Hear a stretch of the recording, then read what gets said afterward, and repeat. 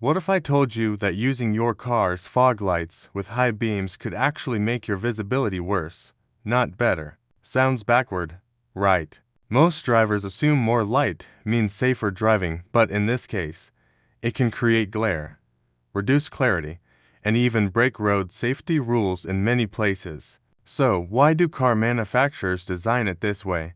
And what's really happening when you flip those switches together? There's a surprising science and a hidden safety reason behind it that most people completely miss.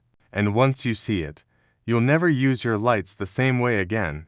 When it comes to car lighting, most people don't think twice, they just flip the switches and expect better visibility.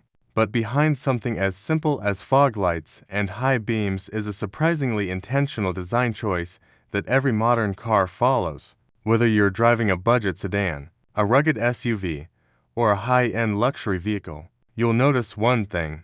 You typically can't use fog lights and high beams together the way you might expect. This isn't random. It's built into cars by manufacturers who spend years refining how drivers see the road in different conditions: clear nights, heavy rain, or thick fog. Fog lights are designed to sit low and cut through poor visibility, while high beams are meant to throw light far ahead on dark, open roads. On paper, combining them sounds like the ultimate setup, but in reality, it doesn't work that way. And here's where it gets interesting. This isn't just about design preference. It ties into safety, visibility science, and even driving regulations in many countries. So, if you've ever wondered why your car behaves this way, or if you've tried to override it, thinking more light is better, you're not alone.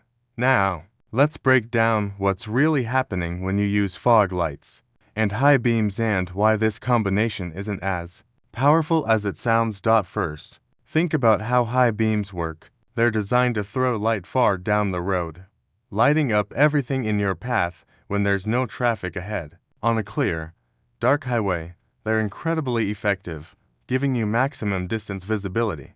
But the moment you introduce fog, rain, or even dust into the air, things start to change. That powerful beam hits tiny particles in the air and reflects straight back toward your eyes, creating a bright wall of glare instead of a clear view. Now enter fog lights. These are mounted lower on the car and angled downward, designed specifically to cut under fog instead of blasting through it. The light spreads wide and stays close to the road, helping you see lane markings and edges without creating that harsh reflection. On their own, they're extremely effective in poor weather. But here's the catch: when you turn on high beams along with fog lights, you're basically canceling out the advantage of fog lights. The high beams overpower everything, flooding the scene with light that bounces back and reduces contrast. Instead of improving visibility, you end up with more glare, less depth perception, and a harder time spotting obstacles. And this isn't just theory, it's something drivers experience in real-world conditions all the time. Imagine driving through thick fog at night. With fog lights only, you get a calm, low, controlled view of the road. Switch on high beams, and suddenly everything looks brighter but also more washed out and harder to read. It feels like you're seeing more, but you're actually seeing less detail where it matters. Car manufacturers know this, which is why many vehicles are designed to automatically disable fog lights when high beams are activated or vice versa. It's not a limitation, it's a built-in safety feature. Engineers carefully tune lighting systems so each mode works best in its intended scenario, rather than letting them clash. There's also another layer to this: legal regulations. In many regions, using high beams improperly, especially in conditions where they cause glare, can be against traffic laws. So, it's not just about what works best, it's also about what's allowed on the road. But here's where things get even more interesting. If using both together doesn't help, then what's the perfect lighting setup for different driving conditions? And are there situations where drivers are unknowingly using the wrong lights altogether? So here's the moment where everything clicks, and honestly, it's not what most drivers expect. We took this into a real-world night drive scenario: a dark, empty road with patches of light fog rolling in. First, with just fog lights on, the road looks calm, controlled, and easy to read. You can clearly see the lane markings, the edges, even slight changes in the surface ahead. It's not overly bright, but it's precise. Then we switch to high beams. At first, it feels like an upgrade. The road ahead lights up dramatically, stretching visibility much farther. But within seconds, that confidence starts to fade. The light begins reflecting off moisture in the air, and suddenly the clarity drops. Details blur. The contrast weakens. It's brighter, but also harsher and more confusing. Now comes the real test: both fog lights and high beams together. This is where expectations completely flip. Instead of combining the best of both worlds, the result is messy. The strong high beams overpower the subtle, low-angle fog lights. Glare increases, reflections bounce back, and your eyes struggle to adjust. What should feel like maximum visibility actually becomes the most uncomfortable and least effective setup of all. And that's the turning point. More light doesn't mean better vision, it means smarter light placement. The entire system in your car is designed with purpose, and when you go against that design, you don't gain an advantage, you lose it.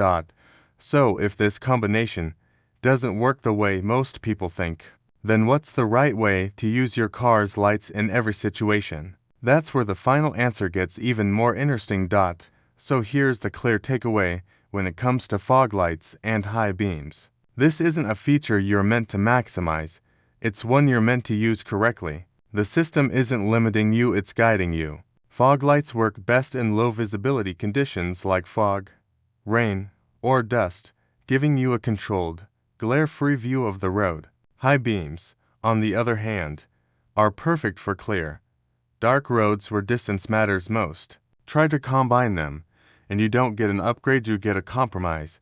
The biggest advantage here is simplicity. Modern cars are designed to prevent this misuse, helping drivers avoid a setup that actually reduces visibility. The downside: many drivers still don't understand why this restriction exists, which leads to confusion and bad habits on the road.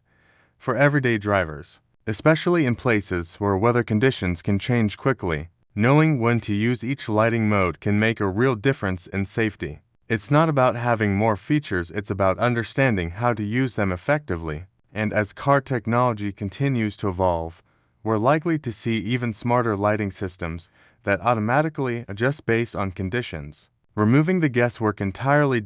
In the end, this isn't just about lights, it's about awareness. A small change in how you use your car can have a big impact on how well you see and how safely you drive. Now I'm curious, have you ever tried using fog lights and high beams together? And what was your experience? Drop your thoughts in the comments, and if you found this helpful, don't forget to like, subscribe, and stay tuned for more simple, real-world car insights.